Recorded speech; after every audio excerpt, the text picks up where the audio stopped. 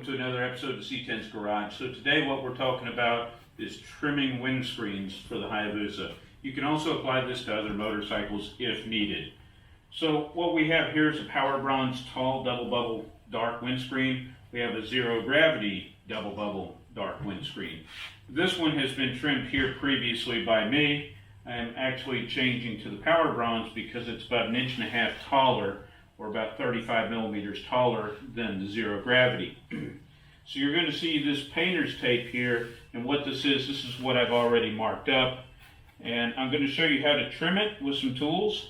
You can use a bandsaw with fine teeth, and if you do not have a bandsaw, you can use a hacksaw blade by hand. Wrap up one end, and you'll cut slowly after you've marked your windscreen where you want to trim it. Other tools that are used are a coarse file, a medium and fine file, and then you'll use Scotch-Brite to get your fine factory edge. As you can see on this unit here, which has been in service for a few years, that edge almost looks factory. This is a factory edge, this is a modified edge. This actually used to come out and around like this, and the handlebars would hit. So we're going to move here to this unit for a second, and you'll see when I turn the bars that the cruise control and everything's going to contact right here. I've already laid this windscreen out, and we're going to be trimming this. Alright, so I'm going to start with the hacksaw blade here to show you how well this works, because not everybody has access to a little bandsaw. So once you have your tape marked and your line marked, you're going to push away till you get a good little knot started. And the reason why you have the tape on there is if you slip out of the channel, you don't scratch the good part of the windscreen.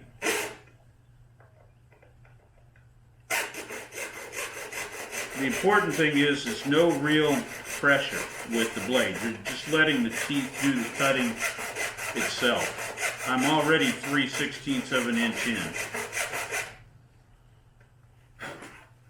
So I'm going to move that in, and it cuts very easy.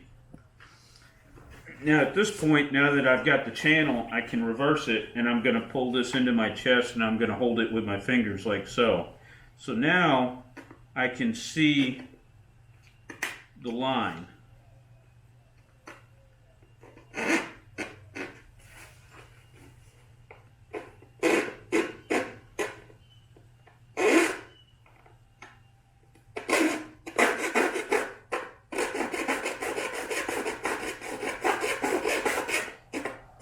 Now this is a slow process, probably 5 to 7 minutes per side, but it's also a very safe process once you get started, because you don't have to worry about any slip or damage, because once the blade's in there. 24 or 32 teeth per inch is what seems to work best. Anything like 12 or 18 is just a little bit too coarse.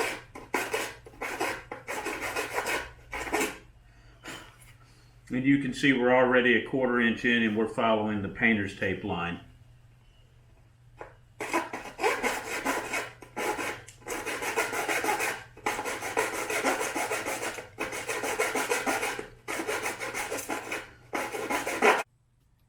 So this is my medium-sized Milwaukee bandsaw that I've turned into a homemade MacGyver grill job.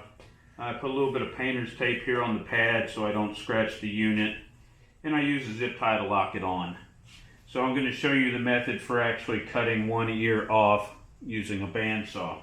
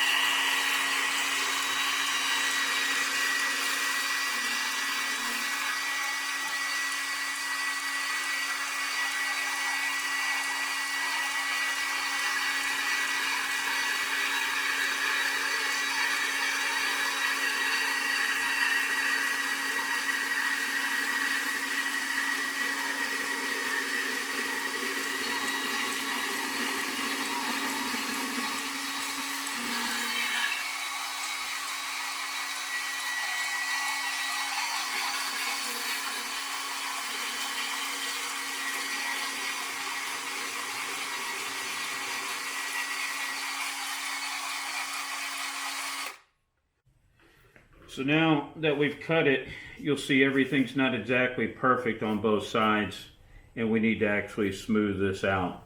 So I start with a very coarse file. Most people think this would be too coarse, and the important thing is we leave the painter's tape on there. The nice thing, I like to lock it into my chest, hold it here. So what I'm working on is knocking off the portion where the two blades met together, the two cuts met in the middle, because the bandsaw mouth was not big enough to make it all the way through.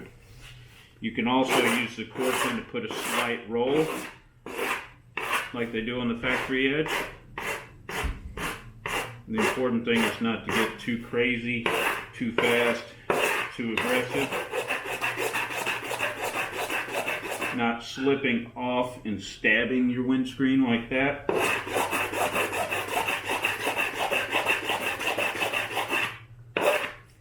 So now this side is partially done on the coarse. I'm going to go to my medium.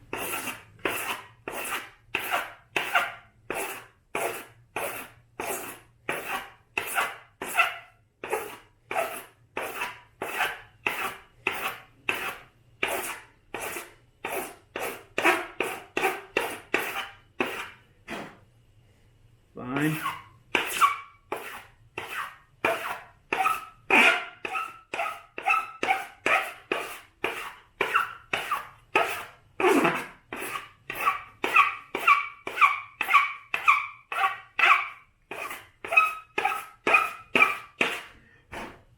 Now, it already feels much smoother. You can see the quality difference already, this side as compared to this side. And this only took about a minute and a half to do. And of course, once I go over it with some Scotch-Brite and some 1500 and 2000 grit paper, it will look just as good as a factory edge, if not better. Alright, so we're back. This side's been done with the sandpaper, so I wanted to show you how quick it is. We've already knocked it down with the files through multiple steps. Took about 3 to 4 minutes per side. This is some 1500 grit wet dry paper. I leave the painter's tape on so that you don't scratch the important parts of the screen. You can see what all's coming off. Clean side. This is what's going to give you your factory edge back. Now a little tip, if you have an old stock windscreen or something that's junk, practice cutting on it first before you start on your new screen.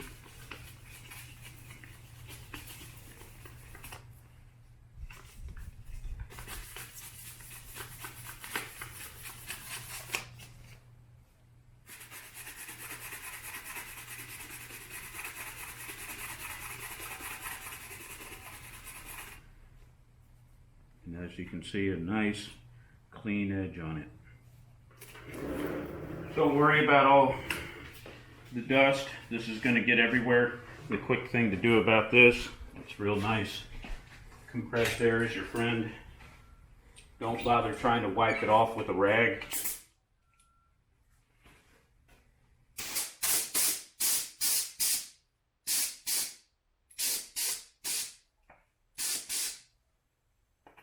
Just blow it all off like that. And take your tape off. So we're going to go ahead and remove our tape now.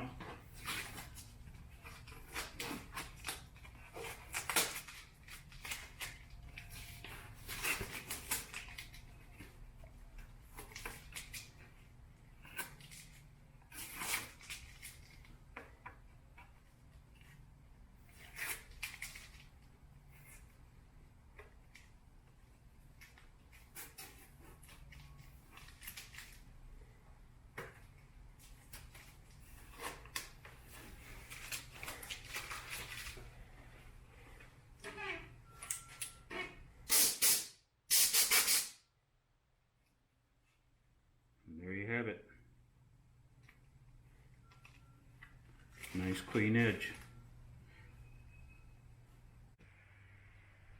Here's the final product. This is the Power Bronze Dark Tall Windscreen. It's exactly 1 inch taller than the Zero Gravity double bubble dark windscreen.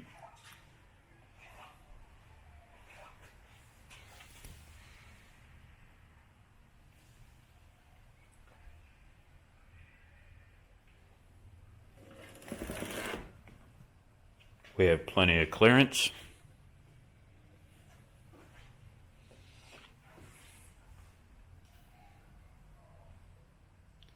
And that's it, guys.